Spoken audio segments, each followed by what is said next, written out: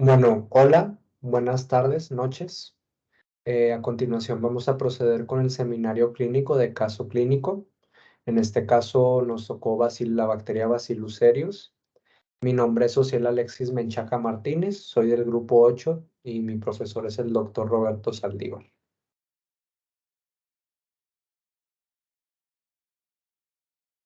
Bueno, tenemos un femenino de 9 años sin antecedentes clínicos de importancia que acude a consulta en el hospital universitario llevada por su madre por presentar vómitos, náuseas y cólicos abdominales. La madre refiere que la niña inició con los síntomas 3 horas después de haber ingerido arroz que olvidaron meter al refrigerador después de cocinarlo. Exploración física, temperatura de 36.5 centígrados. Al realizar auscultación del abdomen se presenta peristalsis aumentada y al realizar la palpación del abdomen se presenta dolor de forma generalizada. Exámenes de laboratorio. Cultivo de arroz en agar MYP, se aíslan colonias color rosa con precipitado blanco, agar sangre, presencia de beta hemólisis. Además, en la microscopía por tinción de Gram se reportaron bacilos gram positivos esporulados. Bueno, empezando. ¿Cuáles son en este caso, los datos más importantes de nuestro caso clínico? En este caso vendrían a ser los síntomas clínicos, que son vómitos, náuseas y los cólicos abdominales, que son característicos de una intoxicación alimentaria por Bacillus cereus, sobre todo los vómitos.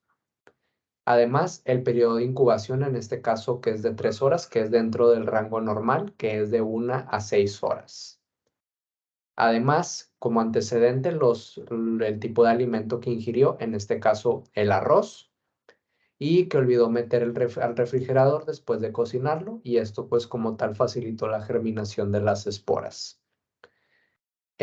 Otro dato muy relevante pues es la temperatura, ya que estas intoxicaciones generalmente van a cursar sin fiebre. Y además, como vemos en la exploración física, al auscultar el abdomen, pues se encontró una peristalsis aumentada, que es el movimiento ondulante en el tubo digestivo, y un dolor o cólico a la palpación abdominal. Además de los exámenes de laboratorio pues, que se realizaron, fue el agar MYP, fue la hemólisis en el agar sangre y fueron los bacilos gram positivos en formadores de esporas. Bueno, hablando de la ficha microbiológica de nuestro agente etiológico, son bacilos gram positivos, que son aparte formadores de esporas y son resistentes a un amplio rango de temperaturas y también un amplio rango de pH. También son anaerobios facultativos y presentan movilidad gracias a la presencia de sus flagelos. Además, soportan concentraciones de hasta el 7% del NaCl. Hablando de la epidemiología, pues estos son microorganismos ubicuos. Quiere decir que pues sus infecciones provienen de fuentes ambientales y además, como tal ubicuos, significa que están presentes en todos los ambientes. Los alimentos más susceptibles a ser contaminados pues vendrían a ser como tal las harinas, las carnes, las leches, los quesos, las verduras, el arroz, que como tal estos tienen en común que son a base del almidón. El síndrome emético, que es como tal la enfermedad que está presentando nuestra paciente, en general se asocia pues al consumo de arroz y pues como tal en países en donde se consume mucho arroz, en este caso pues son los países del hemisferio oriental, pues hay una muchísimo mayor prevalencia pues de padecer esta forma de la enfermedad.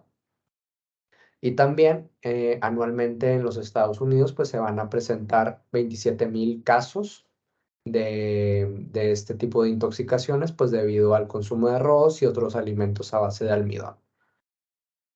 Hablando de la patogenia y la inmunidad, los vómitos, que es el síntoma más clásico, pues es provocado en sí por la toxina emética o termoestable, la cual pues tiene como característica pues ser muy hidrofóbica, es termoestable y además va a soportar un pH muy amplio que es entre 2 y 11 generalmente, por lo cual va como tal a soportar la digestión de las enzimas proteolíticas en el estómago y además va a soportar sus ácidos. El mecanismo entonces por el cual pues va a interactuar la toxina es que se va a unir al receptor 5H3 en el estómago y de esa manera pues vamos a tener los vómitos. Hablando del diagnóstico diferencial, se puede llegar a confundir al momento con Bacillus anthracis, que esto para diferenciarlo debemos de basarnos en la identificación, ya que Bacillus cereus pues va a presentar una movilidad debido a sus flagelos y además presenta beta hemólisis. Estas características que mencioné anteriormente pues no las presenta como tal Bacillus anthracis y por lo tanto pues de esa manera vamos a diferenciarlo, además que estos dos microorganismos tienen susceptibilidades antimicrobianas distintas. Hablando de Staphylococcus aureus, Staph aureus también llega a provocar una intoxicación alimentaria que viene cursada con vómitos. La manera en que vamos a diferenciar una de otra es por los antecedentes, ya que Bacillus cereus se da generalmente por consumir arroz, en este caso por la toxina emética, y Staphylococcus aureus se da por el consumo de otros alimentos como bollos de crema, como observamos aquí en las imágenes, y además se viene a dar por consumo de helados, carnes curadas con sal, entre otros alimentos. Ah, y otra cosa que me faltó mencionar fue que para diferenciar de Bacillus anthracis, pues por la presencia de la beta hemólisis también. Y ya por último, para la resolución del caso clínico, al momento del diagnóstico, vamos a hablar de los métodos diagnósticos que se utilizaron. Fue el agar MSY, que en este medio de cultivo pues se va a formar como tal, como vemos aquí en la imagen, un precipitado blanco alrededor pues de colonias que crecen como tal de color rosa.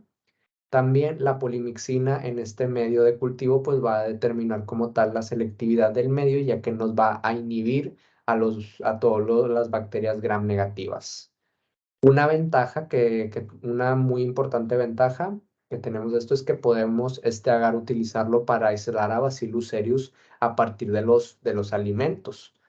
Y una desventaja es que al momento de utilizarlo no podemos, por así decirlo, diferenciarlo de otras especies de Bacillus. Por ende, debemos de utilizar otras pruebas fenotípicas para confirmar nuestro diagnóstico. Ok, hablando del agar sangre, su fundamento de esta técnica es la infusión del músculo de corazón y peptona, lo cual nos va a otorgar un alto valor muy nutritivo pues, para los microorganismos. La ventaja pues, es que nos va a permitir el crecimiento de muchos microorganismos, aún así tengan unos requerimientos muy exigentes. Y la desventaja es que la beta hemólisis que se vaya a presentar pues, va a depender mucho de la atmósfera que utilicemos. Y pues así. Hablando de la tinción de Gram, su fundamento pues es que se van a teñir como tal el péptido glucano. En el caso de las bacterias Gram positivas, sí van a estar teñidas con un color cristal violeta y en el caso de las bacterias Gram negativas no va a haber ningún tipo de tinción. Además, una de sus ventajas es que es muy fácil de realizar, es muy rápido de realizar y tiene mucha utilidad en la microbiología. Y una de sus desventajas es que es muy fácil que se llegue a contaminar y pues no se pueden llegar a aislar muchos microorganismos. Bueno, hablando ya de la prevención, es muy importante que después de que hayamos cocinado nuestros alimentos, pues los consumamos muy rápidamente, ya que el no hacer esto, pues puede llegar a provocar la germinación de las esporas. Y también podemos llegar, otra medida de prevención, pues es que debemos de almacenar los alimentos a temperaturas que llegan a ser menores de 4 centígrados y pues que sus cocciones sean de más de 100 centígrados, todo esto con la finalidad de que no facilitar la germinación de las esporas y que no se dé como tal otras más intoxicaciones alimentarias. Y bueno, sería todo por mi parte. Muchas gracias y buenas tardes o buenas noches.